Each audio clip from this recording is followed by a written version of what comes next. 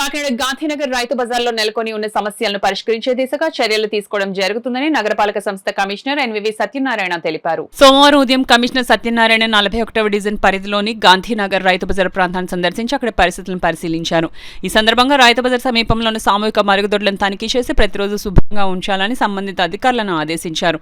అలాగే మరుగుదొడ్ల సమీపంలోని డంపర్ బిన్ పరిసరాలను పరిశుభ్రంగా ఉంచాలని సూచించారు.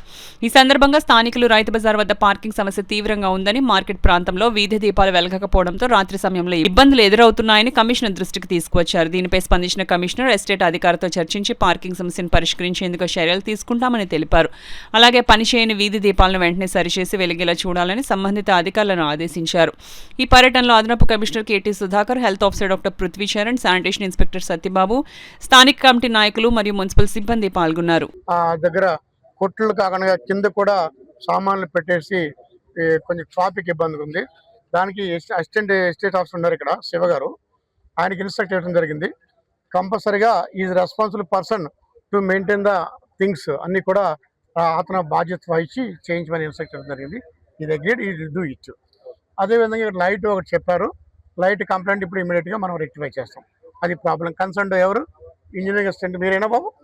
అంటే అందరికీ రేట్లు కూడా ఏదైతే మనం బోర్డుల ప్రకారం పెట్టామో ఆ రేట్లకి విక్రయించాలి తప్పించి వేరే విధంగా రేట్లు విక్రయించొద్దని అందరినీ ఇన్స్ట్రక్ట్ చేయడం జరుగుతుంది.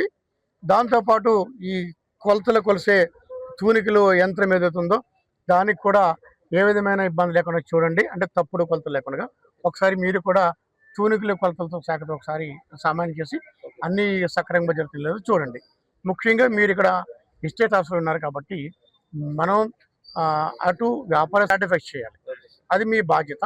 ఇక్కడ ఏ విధమైన ఇబ్బంది లేకుండా లైట్ చెప్పాలి, లైట్ ఇస్తాము. ఇక్కడ ఈ ఇబ్బంది క్లీన్ చేసుకుని పబ్లిక్ ఇబ్బంది కనుక్కొని చూడండి. ఎందుకంటే మనకి రైతు బజార్ ఉన్నాం, రైతులు వస్తారు, వ్యాపారస్తులు వస్తారు, వినియోగదారులు వస్తారు, పబ్లిక్ వస్తారు. కాబట్టి ఇక్కడ సమన్వయం చేయవలసిన బాధ్యత మీది.